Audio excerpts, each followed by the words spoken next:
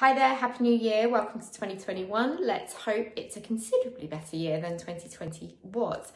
So in order to make it a better year, not only do we need to fight this pandemic in the way that we all would like to, but we've also got to kind of take individual steps ourselves to improve the life that we have.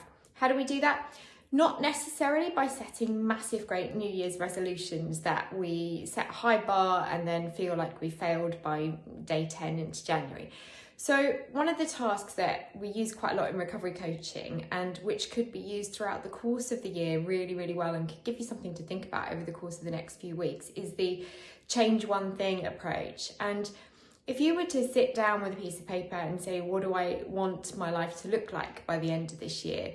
That might be quite challenging, but it might also give you a good focus. But the way to kind of chunk that down is to say, every week of this coming year, I'm going to start to unpick and undo some of these entrenched behaviours that have become the life that I've come to know with my eating disorder.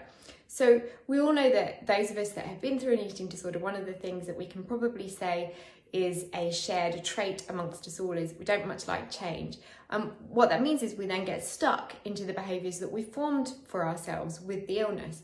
So the change one thing approach is brilliant for allowing us just to say one step at a time, 1 week at a time, I will undo something that the eating disorder has got me stuck into doing. So that could be saying, week 1, I will no longer weigh out my cereal first thing in the morning.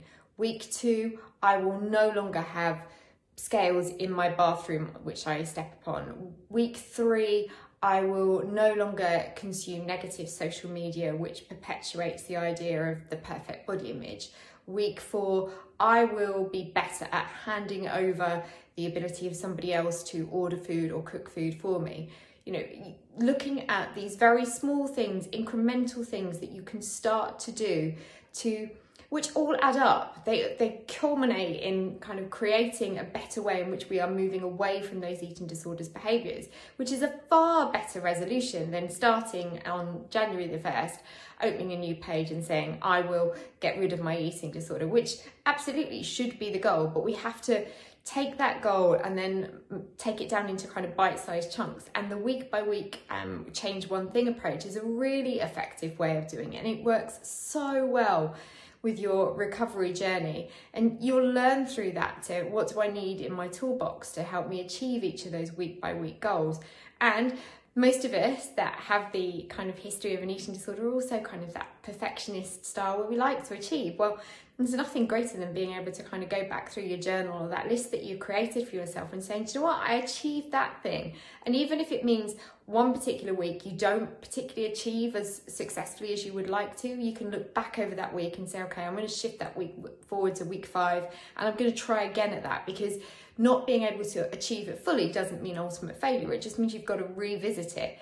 And just remember that this is a cumulative approach. So just because you stop weighing your cereal in week 1 doesn't mean you can go back to doing it in week 5 by the week in which you are also reducing your exercise. You have to add week 1 to week 2 to week 3 to week 4, and it's a cumulative approach so that by the time we're revisiting this in a year's time, you have pinned all that together to make a patchwork of recovery that gets you a long way either into freedom or toward freedom from your eating disorder.